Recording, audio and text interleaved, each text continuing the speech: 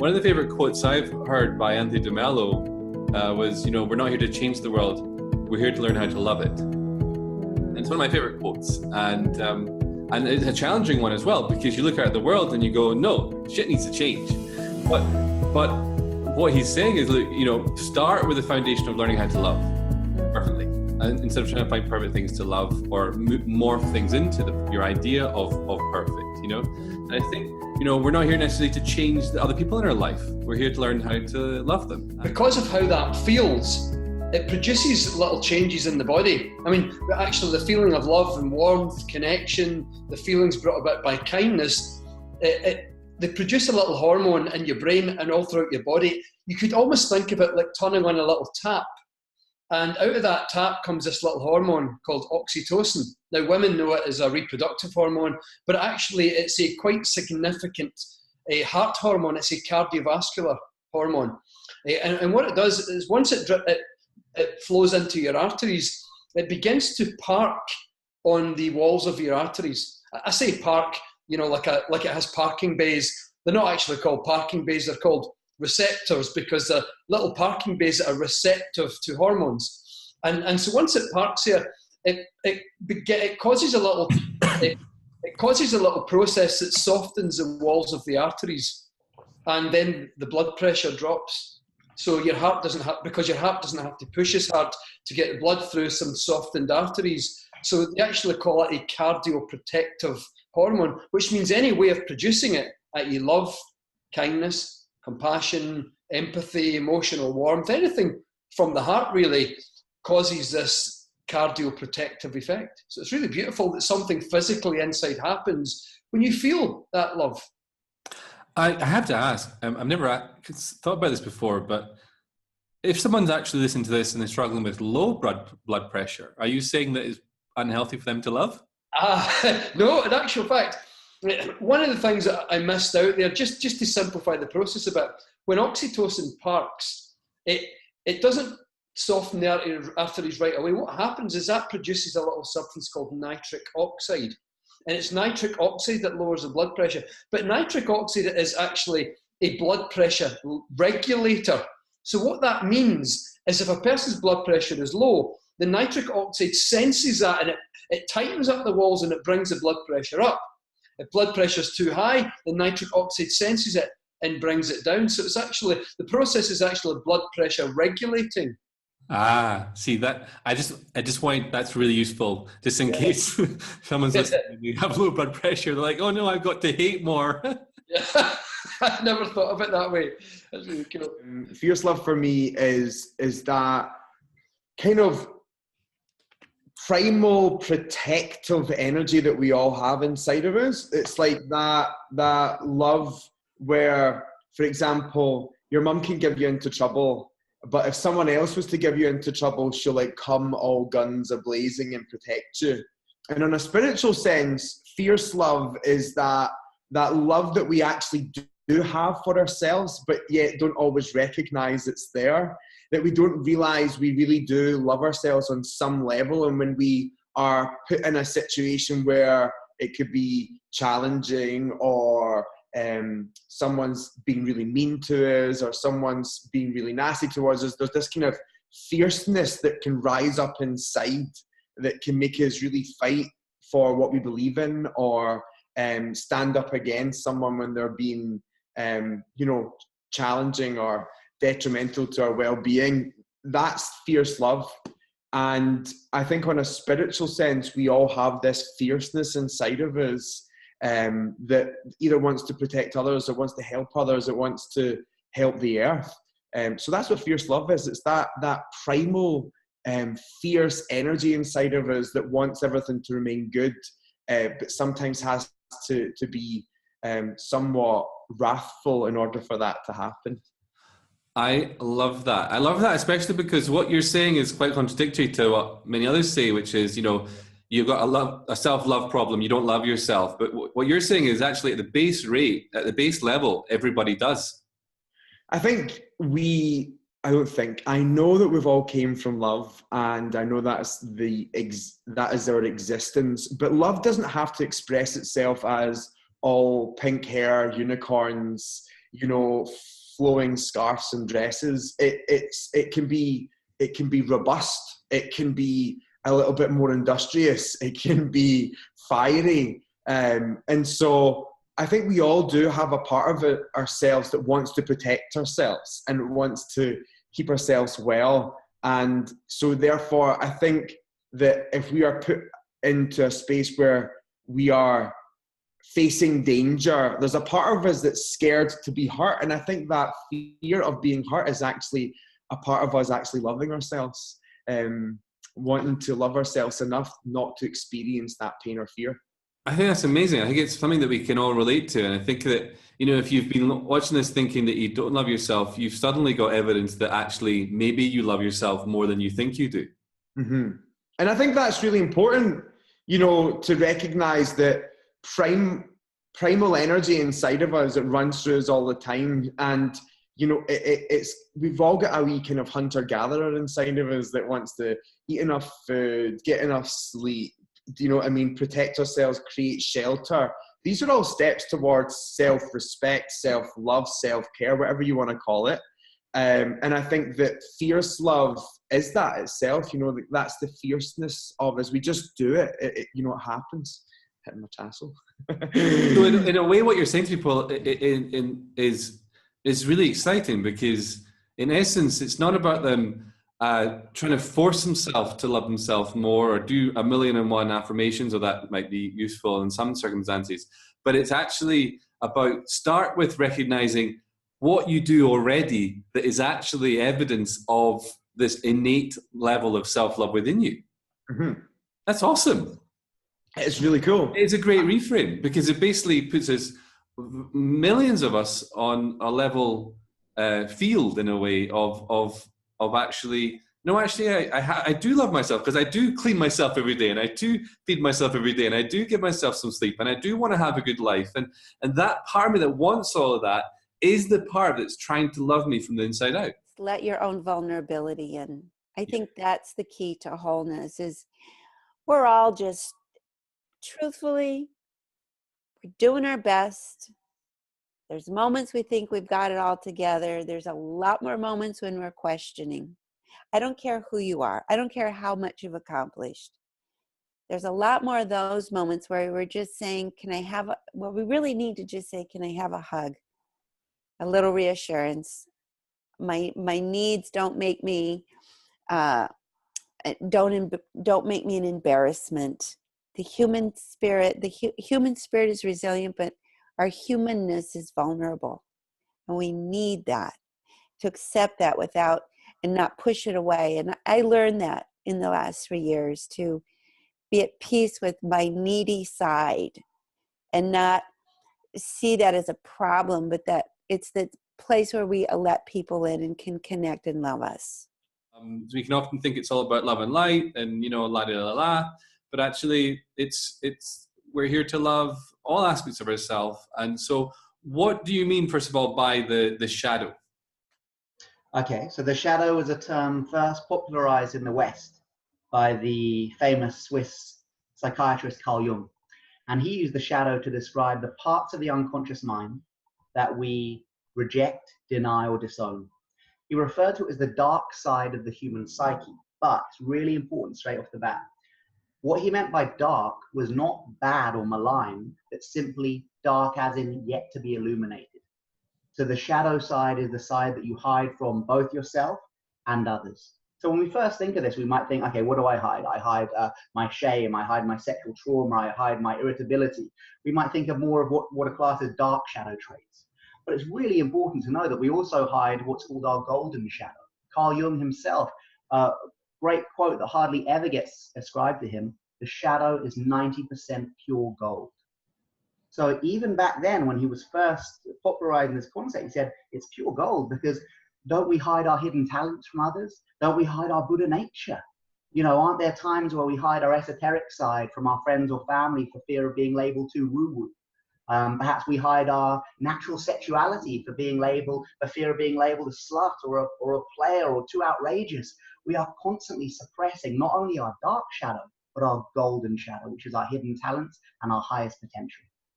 What I have found is that the parts of me that I am most afraid of, the parts of me that I feel failed, the stories where I failed, where I got turned away, where I fell flat on my face, the parts of me that were the hardest to love.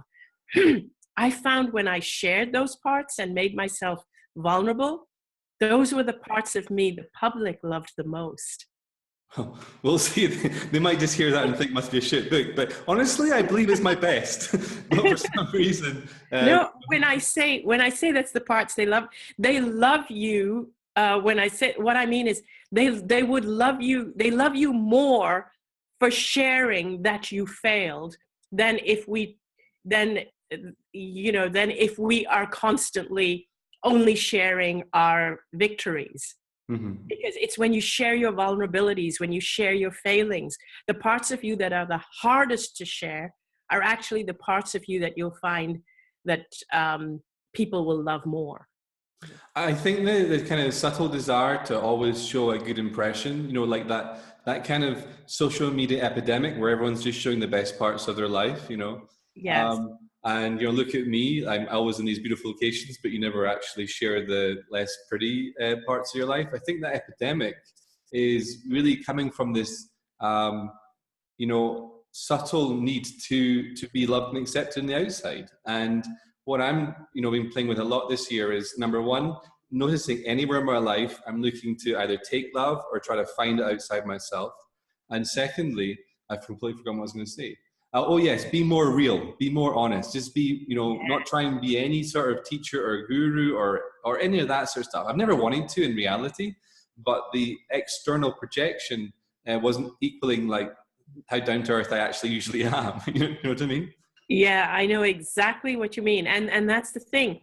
People love you more when you're just being yourself. When you're because in actuality, we may be writing books and speaking, but we are learning as we teach. And I find very often I'm teaching what I need to learn the most.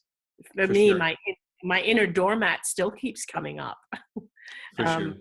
It's my fear of disappointing people. It still keeps coming up. It's just one of those things, but I'm aware of it. I'm aware that I have that tendency, and it's just, I feel it is really about being aware of it and even talking about it and even bringing together other people who feel it. It kind of reminds me of that story about the Buddha I always talk about, where he is in his cave meditating that one day, and his guard is out front, and coming up the hill is this big demon called Mara, and Mara's coming towards the mouth of the cave where the Buddha's meditating, and the guard goes, "Oh no, what am I going to do? I need to make an excuse to say the Buddha's not here." And as soon as Mara gets in front of the guard goes, and he gets this fear. And then Mara says, "I want to see the Buddha." And Buddha says, "Let him in." And then Mara comes in and he looks at Buddha in the eye, and Buddha says, "I see you." And then Mara disappears. And the whole reason of this story is the cave is us. The Buddha inside is our inner teacher. The guard out front is our ego, and Mara is our fear. And the whole idea is our ego wants us to be scared of the prospect of fear, but it never wants us to look at fear in the eye. But if we actually look at our fears and any of the stuff that's coming up inside of us, we're just more ashamed or scared of the prospect of that being our truth and our reality. But when we actually look at it for what it is, it's generally not as big as we've allowed it to be. So whenever people have a really loud voice inside of them that's fear-based, it's egotistical, it wants them to be scared of the idea of experiencing fear, I tell them to stop making it a third party and make it a one party. Just go, "Okay, voice, I can hear you loud and clear, but this is not my truth today." Just taking a moment to acknowledge it as it comes up, kind of like, meditation. You're the person that always talks about just taking a moment to acknowledge what's coming up, what's rising up inside of you. That's our teacher. Love seems to have healthy physical byproducts and benefits. Yeah. What's obviously you're looking into this all the time. Have you come across any really recent research that's impressed you about the scientific benefits of loving more? One of the studies that's fairly recent was demonstrating how, like, love and or say kindness, or these feelings, is the exact opposite from stress. I mean, it's physiologically, but mentally and emotionally the opposite from stress. You might think of it like a seesaw, like when love or kindness go up, then stress comes down. And in this particular study, scientists messaged people every single day and asked them two things: how do you feel? And secondly, how much kindness have you shown today? And over the period of a couple of weeks, what they found is on days when people had been kind, like done lots of kindness, the levels of stress were down. And in days when they hadn't shown much kindness, the levels of stress were up. So they were completely opposite. And it didn't mean that when you're being kind that stress doesn't happen. Because, you know, life happens. What it actually meant is that when you're being kind, it sort of produces some sort of emotional buffer, like resilience, that seems to take the sting out of some challenging or stressful events. So anything loving and compassionate and kind seems to produce this effect where it literally takes the edge off some stressful, challenging events. So that's fairly recent. I really love how what that does is it shows it's the opposite physiological and emotional effects from stress. Back to your topic of life-saving love, there is one other thing that I wanted to add about that. Okay. Is that people who are very giving and generous and who don't know how to say no, and conflict avoidance and so on, doormats, are people who are, and this is not a judgment towards people because I'm speaking about myself. We are also people who are very good at giving to the point of getting depleted, but they're not good at receiving. And so I often tell people that really to love yourself like your life depends on it, you have to be open to receiving. You have to watch your receiving channels, because very often the receiving channels are shut, but the giving channels are open. And that's how we get depleted. Absolutely. And as we, you know, life is trying to love us so much. Life is trying to give us so much. And it's fascinating to see the subtle little habits we can and behaviors we have in order to not let love in. My one has often been cracking a joke. If someone's trying to love me and say something really nice about me, I'll often make a little joke. But what I'm actually doing, what I used to do was be deflecting the actual love. I wasn't actually letting it in, just saying thank you and letting it in. Does it make any sense? It does, because Danny, my husband, does that. He makes a joke every time. If people say something really nice about him or compliment him, he'll make a joke out of it. My girlfriend and I she really pointed out to me when she would say, "Oh, I love you so much," or she'd do something beautiful, and then I would say something like, "Yeah, we really need to get some more potatoes," or something. Do you know what I mean? I was just like, "Did you see what just happened?" You know, I just said something to you, and you just went, "Yeah," but a random thing, like it never even happened. You know? Yes. But just by pointing it out and laughing about it, completely broke it down. You know? And really let the love in much more.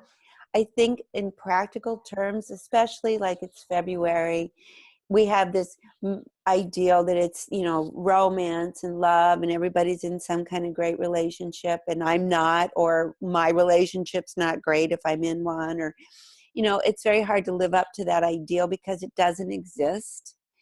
And the only moments where that exists are fleeting moments of romance, maybe in the beginning of a relationship before you know each other, to have all the human warts and limitations. But if we would just basically, you know, just put your hand on your heart and just say, you know, I'm okay.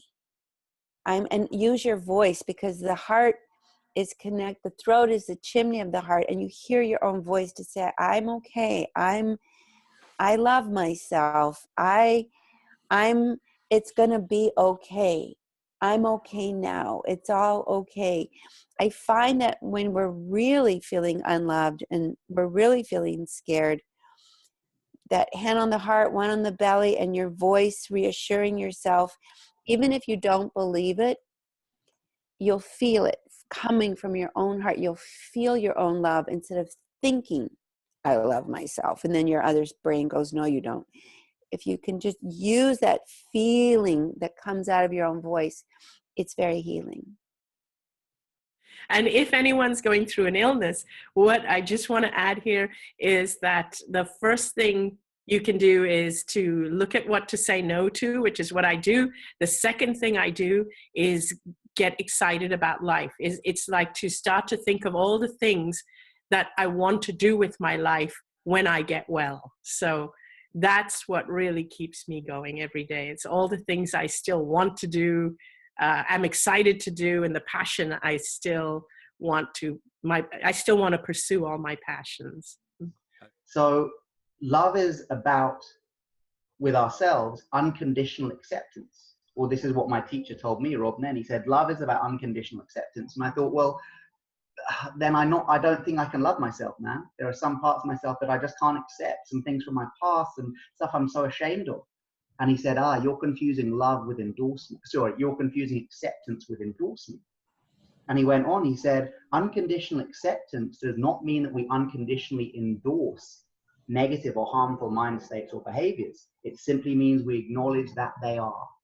And once we recognize them, once we name them, once we face them, this is a prerequisite to actively moving through them. He gave the example of the doctor. If you've broken your toe and you go to a doctor, say, doctor, I've broken my toe. The doctor, first of all, has to accept you've broken your toe, right? He doesn't love it. He doesn't say, oh, that's really good, you've broken your toe. I'm really into broken toes. He's not endorsing it. He's not happy.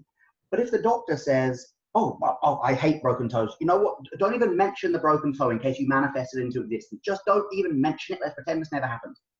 You've still got a broken toe and you need a new doctor. So acceptance doesn't mean endorsing negative mind states. It means recognizing them as they are. And so love for ourselves is about recognizing every part of ourselves, even the darkest, most shameful aspects, and saying, yeah, this is part of me, not the whole of me, but part of me.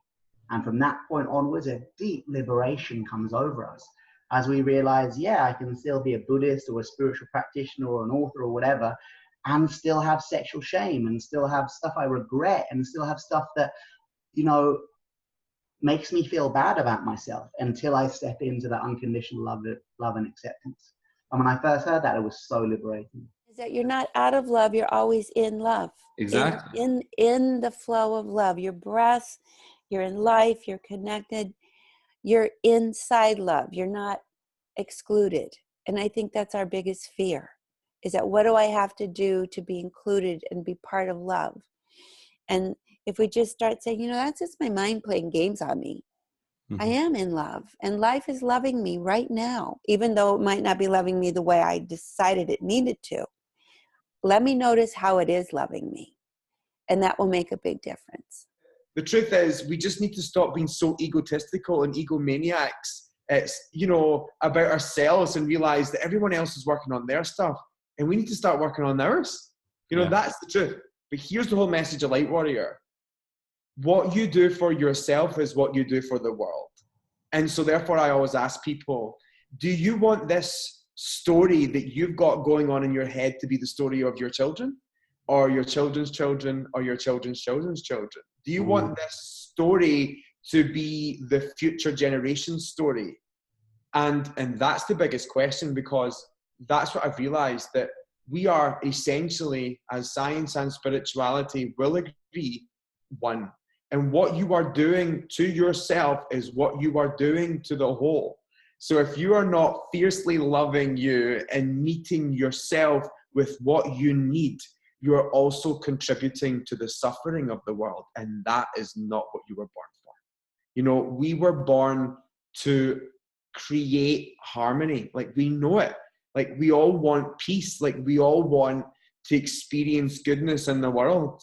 And the more we avoid ourselves, the more we contribute to that suffering.